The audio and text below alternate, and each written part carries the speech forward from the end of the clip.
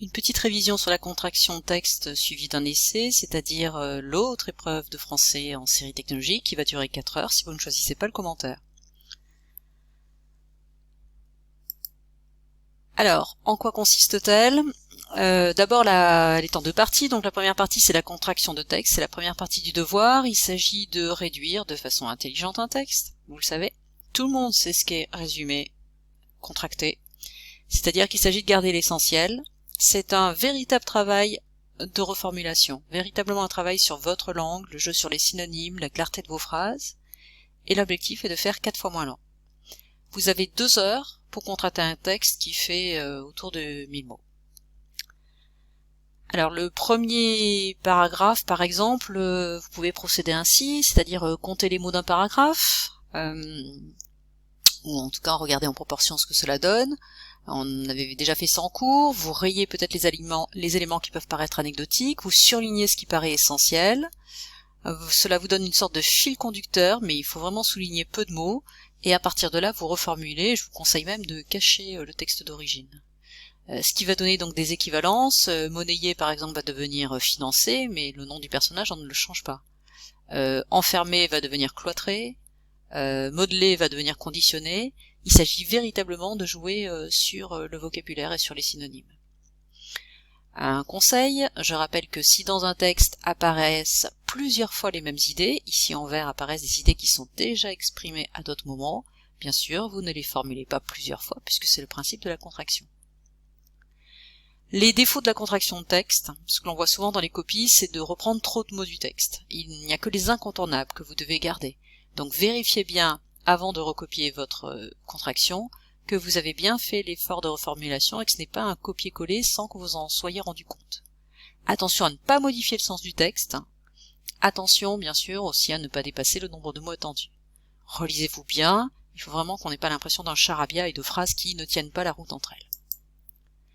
Les critères d'évaluation, on appréciera que vous ayez respecté la logique du texte, c'est-à-dire ce qu'on appelle le mouvement, vous le savez, donc il faut respecter l'ordre des idées. Vous respectez l'énonciation, donc le temps, les pronoms employés. Vous êtes objectif, pas de commentaires personnels dans une contraction. On appréciera que vous ayez repéré les idées clés et uniquement les idées clés. Le jeu de reformulation, bien sûr, que votre expression soit correcte et que vous ayez réduit au nombre de mots attendus qui vous sera indiqué. La deuxième partie du devoir consiste en l'essai. Donc vous avez également 2 heures pour la traiter. Qu'est-ce que c'est que l'essai? Nous l'avons vu, c'est une réflexion personnelle, progressive. Elle doit s'appuyer sur des exemples de cours, donc sur les lectures que nous avons vues ensemble. Et vous pouvez ajouter bien sûr des exemples issus de votre culture personnelle. C'est un exercice d'argumentation, et c'est une argumentation qui doit bien être structurée. Alors, qu'est-ce qu'on attend de vous sur le plan de la méthode? Là, vous êtes au brouillon. Première chose à faire, recopier le sujet toujours, il faut l'analyser. La première chose à faire, c'est de le recopier. Vous entourez bien les mots-clés, vous le clarifiez, vous lui donnez du sens, vous questionnez, vous problématisez, tout ce que vous voulez, mais vous êtes sûr de traiter exactement le sujet qui est bien celui qui est écrit sur le sujet, la copie.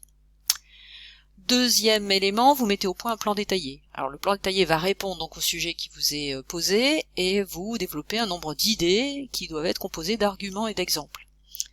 Sur le brouillon, vous ne rédigez jamais. Vous devez préciser, détailler au maximum. Ce sera une perte de temps de rédiger. Vous ne pouvez pas faire tout cela en 4 heures.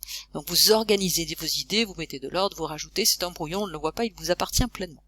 Et le troisième temps, c'est celui de la rédaction. Et finalement, c'est le seul élément que vous nous rendez. Alors, qu'est-ce qu'on attend dans cette introduction? On attend une introduction. Donc un paragraphe d'introduction qui est toujours composé de la même façon. Une entrée en matière. Le sujet que vous devez recopier tel quel, avec son questionnement, si vous l'avez reformulé, mettez cette reformulation. Si vous avez problématisé, mettez cette problématique. Et vous annoncez le plan que vous allez suivre, c'est-à-dire les grandes idées. Ensuite, ce qui prend le plus de place, c'est le développement. Le développement, qu'est-ce qu'on va attendre d'un élève de première? 2, 3, 4 paragraphes, mais des paragraphes argumentatifs. Donc vous avez ici le modèle que vous allez devoir reproduire autant de fois que vous avez d'idées.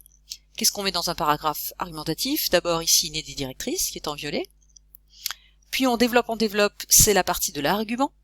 On va illustrer par un exemple ce que vous voyez ici en vert. Et on conclut par un bilan partiel qui sert de transition d'ailleurs souvent au paragraphe qui suit. C'est ce paragraphe argumentatif que vous devez reproduire autant de fois que vous avez d'idées pour répondre au sujet. Et la dernière étape, on attend bien sûr un paragraphe de conclusion. donc un bilan synthétique de tout ce que vous avez démontré dans les différents paragraphes argumentatifs, et vous terminez par un élargissement, une ouverture, c'est toujours bienvenu. Pas plus compliqué que ça, donc 2 parties dans le devoir, 2 heures sur la contraction grand maximum, 1 heure 3/4 si vous voulez, et vous gardez bien sûr autant de temps pour l'essai puisque les 2 parties sont sur 10 points. Voilà, et puis tout ça se passera très bien, je n'en doute pas.